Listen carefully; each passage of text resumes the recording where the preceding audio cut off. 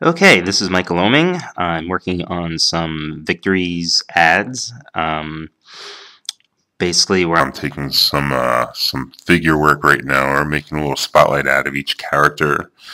And what I've done up to now is I've drawn these figures either in my sketchbook or directly in Photoshop digitally, and then printed them out in this non-repro blue.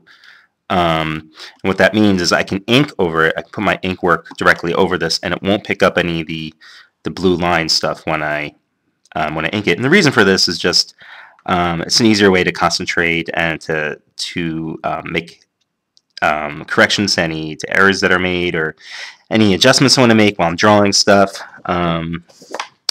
So here are the two other ones that I did. This is a character Sleeper from the Victories.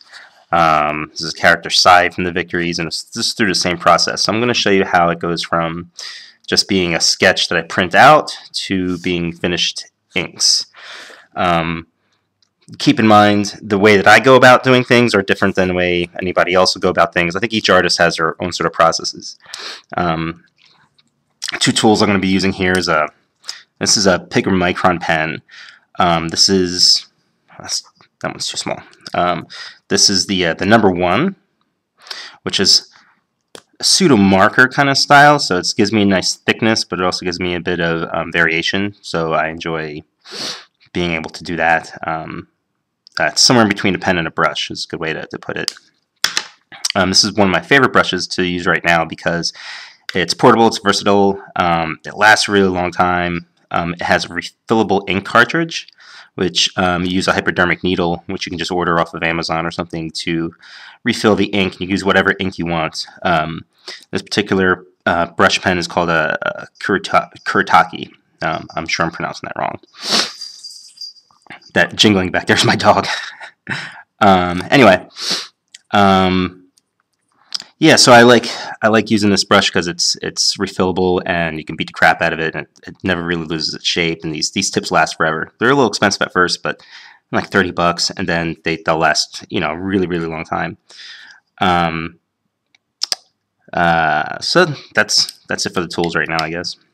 So I'm just gonna go start inking. As you can see, when I've drawn this, I haven't picked any sort of light source, so I'm going to figure that out as I'm drawing it. So this character is DDinks. She chose that name because her character not only runs fast, but she's obnoxious, and she wants to use her name and her sexuality and anything she can to make you uncomfortable so that she looks cool. And she's got this kind of obnoxious personality, but she's a real hero at heart. So she's a loudmouth, she's a braggart, she needs to be the center of attention, she needs to be the coolest person in the room, and she needs to let you know it. Doesn't sound very attractive for a character personality, but it's great to write. It kind of writes itself. And the fact, again, that in the end she's going to die for you, to protect you, that contrast in character makes for something really interesting, I think.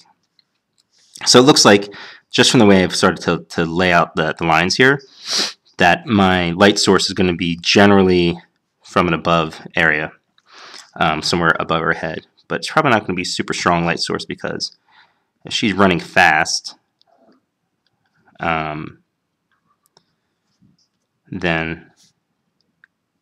it's going to be more about the action lines than it is going to be about particular lighting.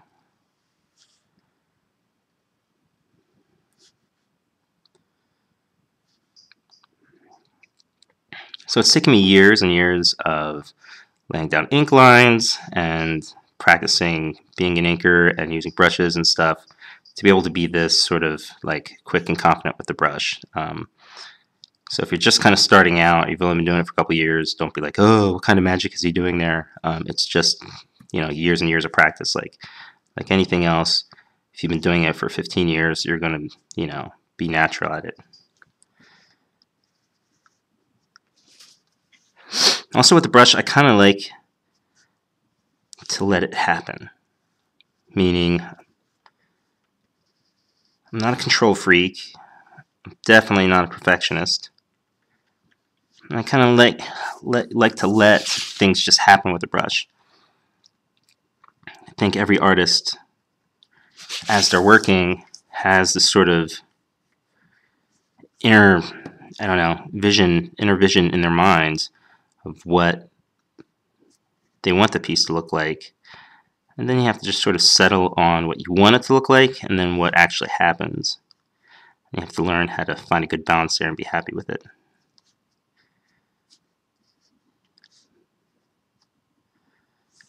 So as you can see in some of the inking choices I'm making here, I'm going against the contours. Often when you're inking stuff or when you learn how to render, you're almost always going with the contours of a line. Now I don't know how to explain this really clearly, but there are times when it's right to go with the contour of something like that, but then there's times to go against it. And I like going against it. I don't know why. It kind of works really well. I think it's something that I kind of picked up through Jack Kirby's work. If you look at his rendering, a lot of the times, Jack had his own thing going on. And that included the way he rendered stuff, whether it was muscles or machines or whatever it was that he was making up. It's going on in Jack's mind first, and then his hands just sort of translated it onto paper for him. And I think Jack was working very on a instinctive, almost subconscious level. Like, I've seen a lot of interviews with Jack, and I've seen him talk about his process and why he does certain things, but it still always strikes me as it's just as much of a surprise to him as it is to everybody else when it's happening. He's totally in control of what he's doing, but I think he's also kind of calling in on a subconscious level to bring his work alive, which is why I think he kept the freshness to his work all the way up to the end. Was that he didn't come up with a process that was like, some styles are almost work by numbers, and Jack was not work by numbers. Also, people who have like kind of this sort of perfectionist style, or like they're really highly rendered and just beautifully illustrated, think they're working really, really hard to stick to certain type of rules and stuff that they've developed in their mind. Where I think you guys are working from your gut. Yeah, it might be a less commercial style, and it might not hit the notes that the mainstream stuff does, but for me, that's the kind of work that's always just spoken to me. I'm not sure how calculating somebody like Paul Pope is with his brushwork. He obviously knows exactly what he's doing and what effects he wants, but I'm guessing that aside from basic techniques, he's working pretty much from his soul. Kind of like I said, like an inner vision thing. That's just a guess. I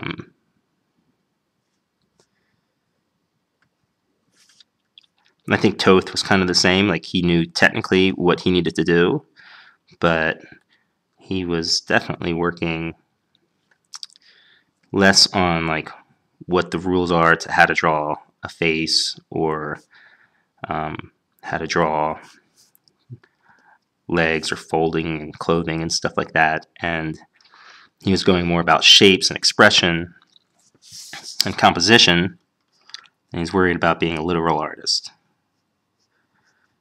And there's lots of great literal artists out there, and I love them and admire their work, but it's not what I want to do. It's also not what I'm capable of doing, to be honest. I tried being realistic a couple times, and it just doesn't work. Not for me.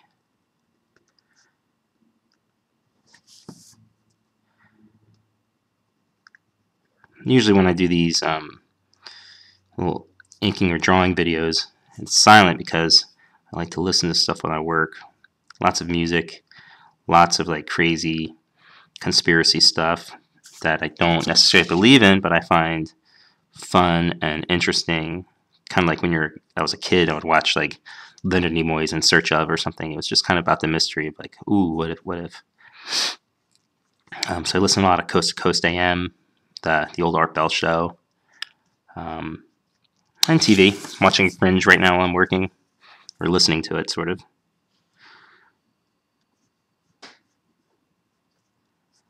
And as you can tell at this point, even though it's only 10 minutes into it, I've kind of run out of things to say. So that's typically why I don't talk too much about stuff.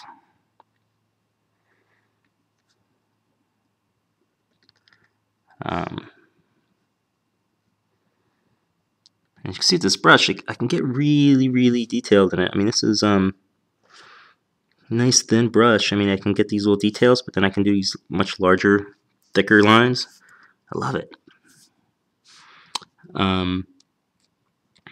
I suggest if you're starting out as an inker or even a penciler or any sort of artist who's just starting out, start out technically. Like start out really learning all those sort of rules and perfectionist type stuff that I'm not so crazy about right now, because that will build a really foundation for you to start to figure out how to work more from the gut. And who knows, maybe you are somebody who's like technically proficient, like Adam Hughes or Mark Brooks, or somebody who can just draw like so perfectly. That's amazing. And if you can, then good for you, because people want to see that. So more people want to see that stuff than they want to see this sort of expressionistic, cartoonier stuff that I do, which is a choice. I'm not complaining. I'm saying that's just the way it is.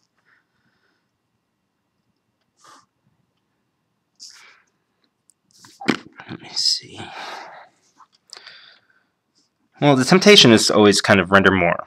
You know, like how much more lines is enough. I don't know. So because I'm kind of an artist who likes to work for the sake of working and to produce the work, pretty happy with this right now. So I mean, I could take it a little further. Maybe in Photoshop I'm going to touch up a couple things. This is basically it. So I don't know if I got anything useful across in that, but maybe I'll try more of these and try to improve on them. So this is DD Big Mouth Show Off Hero. Look forward to her in the Victories, which is now an ongoing series at Dark Horse. And I'll do some more of these and tell you more about the Victories and the characters. Maybe follow up with some power stuff too. That's it. Take care.